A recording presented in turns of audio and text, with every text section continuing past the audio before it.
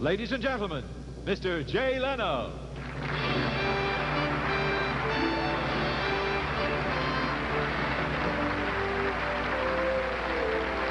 Good evening. Gosh, it's almost hard to believe a tenth of the evening is almost past. You know, Johnny Carson is a remarkable man, probably rivaled only by the President of the United States in total number of days off work. See, if you're a comedian, you go on the Tonight Show and Johnny Carson laughs, you're in show business. You're a comedian, you go on the Tonight Show, Johnny Carson doesn't laugh, you're on cable. Anyway, pretty much. I first met Johnny Carson about 12 years ago. Harvey Korman was kind enough to bring him to the Improvisation, a nightclub here in Los Angeles, to see me work. And after I finished my routine, wound up and I introduced myself, and he was very nice. He said, "You're a funny young man, but you're just not right for the show. You don't have enough jokes." So I thanked him and went out and egged his car. And when I finally did the show, I remember after I'd done the stand-up and I went down on the couch and I sat down on the panel, and during the break, Johnny turned to me and he said, "You know that thing you did about the drive-in movie? Here's another joke you..." And he gave me another joke I could use. And I don't think there's a comedian working today who's been on a Tonight Show that Johnny hasn't either given a line to or given some advice or helped in one way or another. And besides being a nice guy, the one great thing to me about Johnny Carson is that he's never forgotten the jokes. I guess that's why he'll always be the consummate stand-up comedian, because he's shown the rest of us coming up, no matter how big you get, and you really can't get much bigger than Johnny, you still have to do the jokes. Also on the Tonight Show, there's a man you always see standing in the shadows just off camera there. When things get out of whack, Johnny will turn to him and seek his advice and counsel. Occasionally, he will emerge from the shadows, get things back on track, and return to his post. But today, there is no place for this guy to hide. Please welcome executive producer of the Tonight Show, Mr. Fred DeCordova.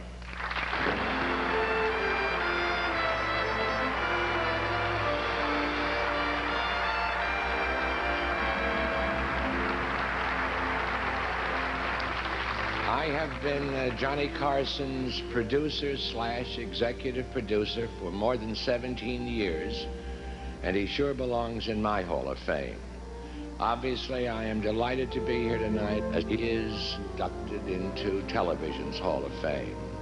Johnny is no phone-it-in star. Just as important as his talent to amuse, and maybe more so, is the fact that he is, well, in spite of all the applause and the spotlight that follows him on stage and off, he is a thoroughly decent man. Don't misunderstand. He knows he's a star. He knows the perks that go with his position, but he recognizes all of us with whom he works as what we'd like to be considered colleagues, not employees.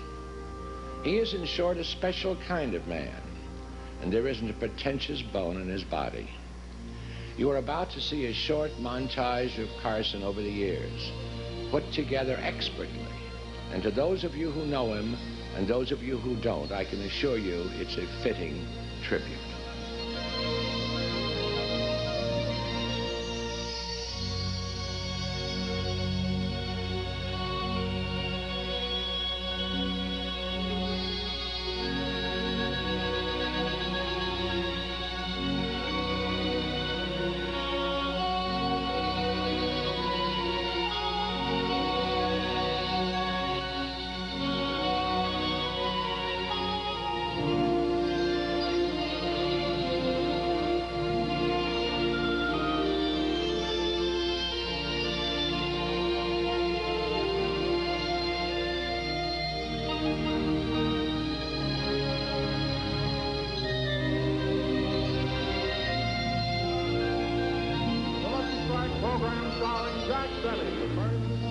How are you tonight, Charlie? Oh, Charlie Wiley.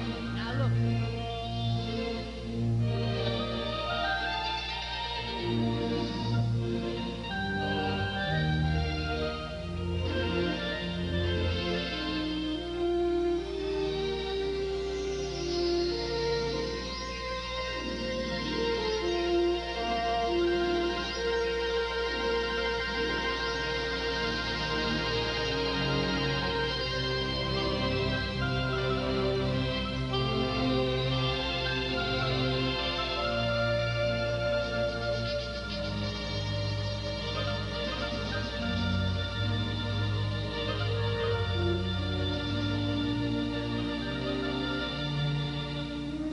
good morning, everyone. Good morning, Johnny. Come on in and chase those blues away.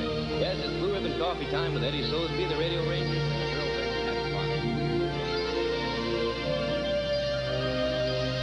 This is WOW-TV, Omaha, Nebraska.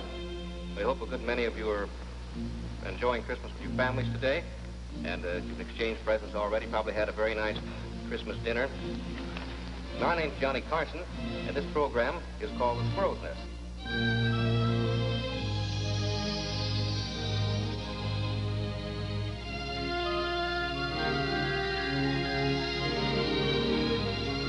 KNXT consciously presents Carson Zeller. Thank you very much, everybody.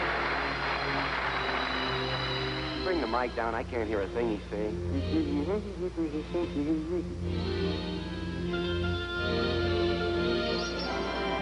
The Red Scout Review. And now, ladies and gentlemen, substituting for Red Scout, Johnny Carson. The Johnny Carson Show. Watch closely. Umana, Alakazai, voila!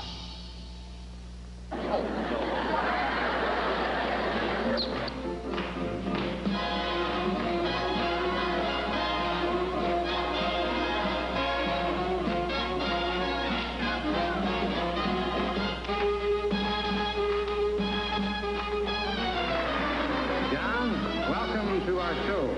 My pleasure, Pear. Johnny Carson. There he is.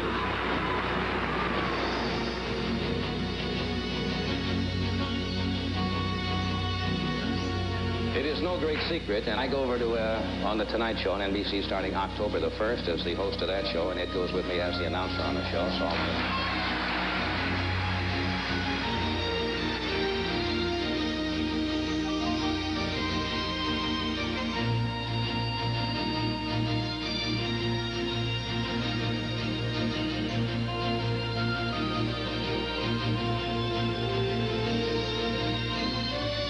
I'd like you to meet my father and my mother. Sit here.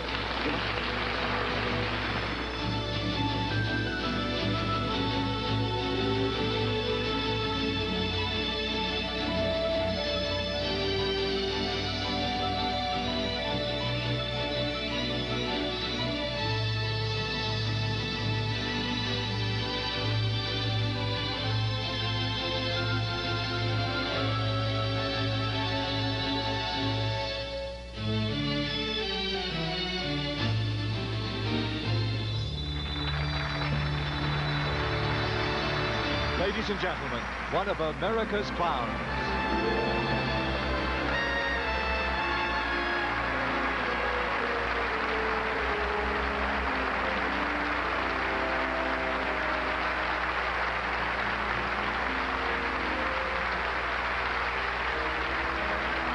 Thank you. It's hard to believe that the 12th of the evening has already gone by. The date of August the 18th, 1954 may not go down in history as an eventful day for the world, but for one skinny writer on my television show, it was very memorable. Johnny Carson became a hit as a result of a hit on my head I sustained while I was rehearsing a sketch. I walked into a brick wall, and it's usually good for a laugh, but this was good for a concussion. I was in my semi-conscious state, which is pretty hard to tell with me, you know. I suggested that I couldn't go on that evening, but there was a young writer on the show, had a great sense of humor, could take my place. Now, if I would have been completely conscious, I'd probably put him under contract for life. But he went on, and they called it an overnight sensation, which means you have to be in this business for 10 years before you can say that. See? Well, Carson has really come a long way from the cellar to the top of the world. And I admire this man. What I like about him most is that he's a kind gentleman. He's a loving father and a most giving husband, which he has proved on several occasions.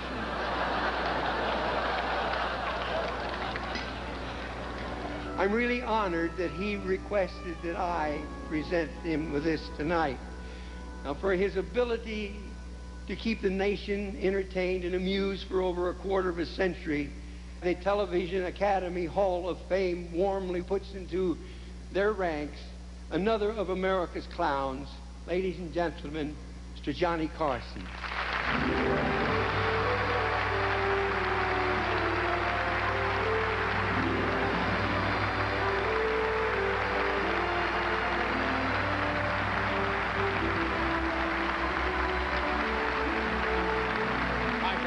Thank you very much. First of all, I want to thank Mr. Red Skelton. Thank you, my friend. I'm very honored you'll be here to do that. This is what I used to do at home many years ago. These two seagulls were in the nest. I wrote that stuff. I also want to thank Freddie DeCordova and Jay Leno, who voluntarily came here tonight. In the same sense that Ivan Boesky voluntarily gave the money back. A little bit about tonight. I feel a little bit like a Supreme Court nominee. The Academy is going to reconsider this whole thing and take it away tomorrow. So before this becomes official, in the spirit of confession popular among public figures now, I would like to make a confession that in the 1960s, I did, while interviewing Virginia Graham, inhale some dippity-doo. It is always nice to have members of your family here to share a special evening. My wife, Alex. Two of my sons are here tonight. Chris could not be here, but Ricky and Corey are here. My sister, Catherine, my nephew, Jeff, my brother, Dick. Now, I have mixed emotions about this evening. I really do. The very fact that they say you're being inducted into the Hall of Fame sounds suspiciously like you're being entombed, like you're on the final glide path. I remember in 1950 when I first came to California, and every place I appeared, they always introduced me as a rising young comedian. Pooey. Boy, I hated that. It meant that I hadn't arrived, I wasn't mature, I wasn't accepted as part of the entertainment fraternity. Well, now I've matured. Yep. Whoopee. Time magazine a month ago referred to me as the graying veteran of The Tonight Show. Pooey. Boy, I hated that. It is no great thrill to call Jay Leno and Gary Shandling kids. But I guess that's the way it goes. So I am very grateful. This is a nice honor to be with these other inductees tonight. I thank the Television Academy. I thank all of you for being here. But to be honest, if I had one wish tonight, I would truly prefer to be a rising young comedian and do it all over again. Thank you very much.